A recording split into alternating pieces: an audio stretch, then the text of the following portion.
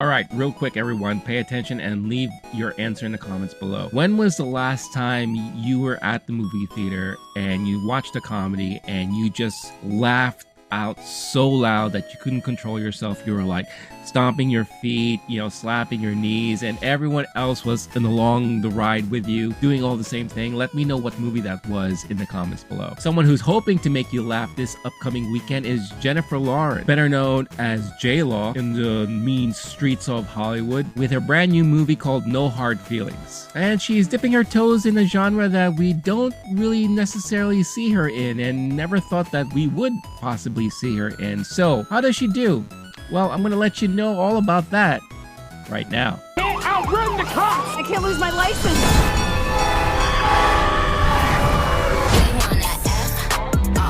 I'm a huge fan of comedies. I remember even back in the 80s, I saw Beverly Hills Cop, the first one, in the movie theaters when I probably shouldn't have been watching that movie at that age I was at. But ever since then, I always appreciated those really hard R-rated type of comedies. Everything from Police Academy, Coming to America, and then later on in years, movies like American Pie. I have to tell you, I've never laughed so hard in a theater since I've seen American Pie and There's Something About Mary in the theater. That was one of those experiences where you're in an audience and you're in a crowd in the theater and no one knows what to expect because we haven't seen movies like that before then. And it seems like every 5 minutes, everyone was dying and laughing and, crying, laughing and stomping our feet. I remember I watched American Pie in the theater and the floor felt like it was shaking because everyone kept stomping their feet because the movie was so damn funny. Now, I'll say this to you right now.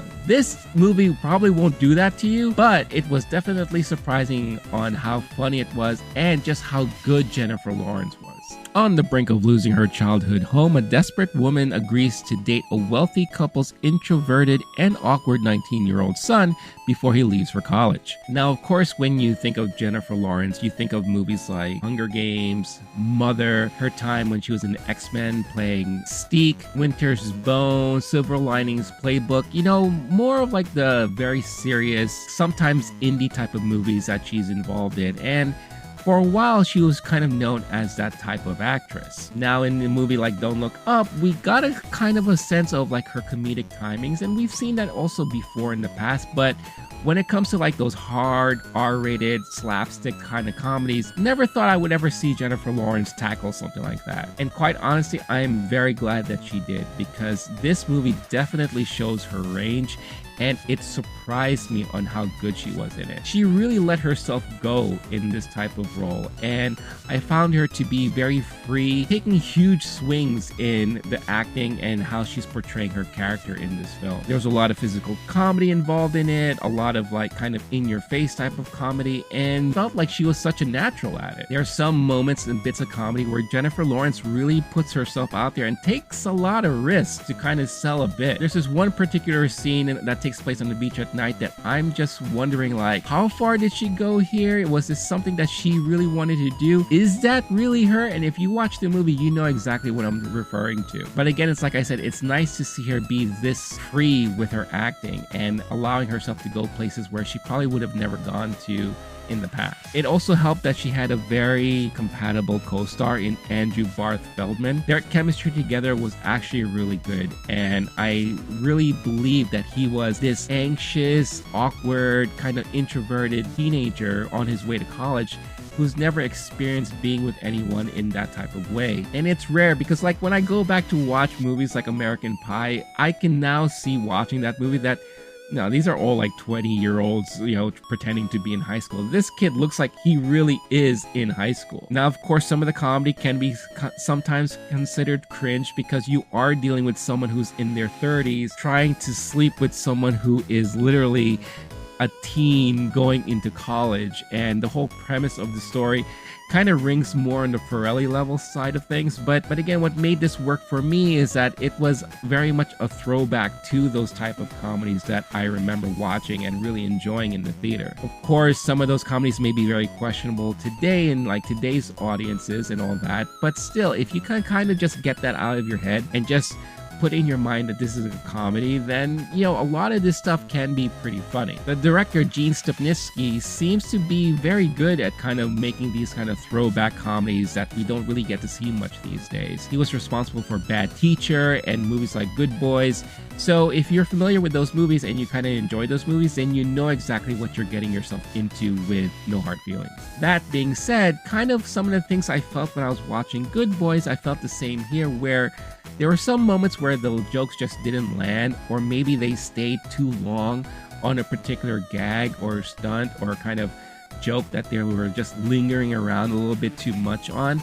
And it kind of felt flat at times when they did stuff like that. Without spoiling anything, there's a moment you see in the trailer where she's forced to use rollerblades to kind of rollerblade to work or rollerblade to wherever she has to go because she loses her car. And there's this one particular moment where you're just asking yourself, well, why doesn't she just stop and take off her damn rollerblades already just to go up a flight of stairs? But to J-Law's credit, she really sells it, and she really is committed in trying to make the bit work. And for that, you kind of have to give it to her on that. All the comedy aside, this movie also has an interesting kind of under message going on here, where it really dives more into gentrification, kind of how the rich kind of come into a particular neighborhood and push everyone out, and they appear to take over these type of neighborhoods, cities, and towns. The whole movie takes place in Long Island, and again, me being from New York, I'm very familiar with a lot of these neighborhoods in Long Island, where all of a sudden it just feels like, where did all of these rich people come from? And they seem to be really taking over these places, and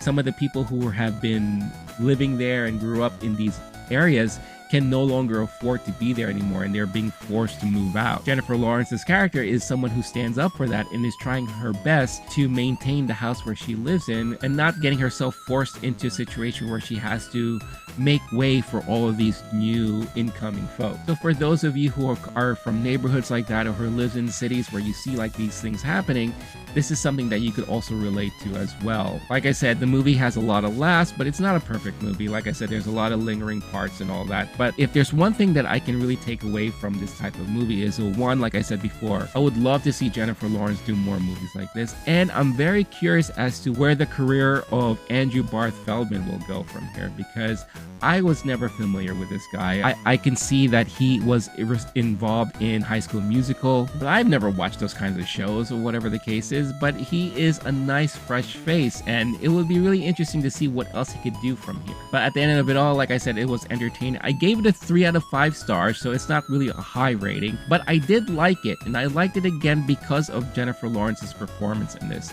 and the chemistry she had with Andrew. Was it the best R-rated comedy I've seen lately? No, not really, but again, a lot of the more recent R-rated type of comedies that we've gotten have been very hit or miss, and this one was kind of teetering right in the middle of hit miss, so that's why I gave it a 3. But I think a lot of audiences will be pleasantly surprised if they give this movie a chance on how funny it is, and really at the end of the day, on how great Jennifer Lawrence was in it. But that's where all of you come in, because like I always like to say, it doesn't always matter what I think. What matters most is what all of you think. Is No Hard Feelings the type of movie you are looking forward to watching in theaters this week, or is this the type of movie that you're willing to kind of wait for until it comes on a streaming platform? Let me know all your thoughts in the comments below. If you're a Jennifer Lawrence fan, why don't you mention also what is your favorite role that she was in?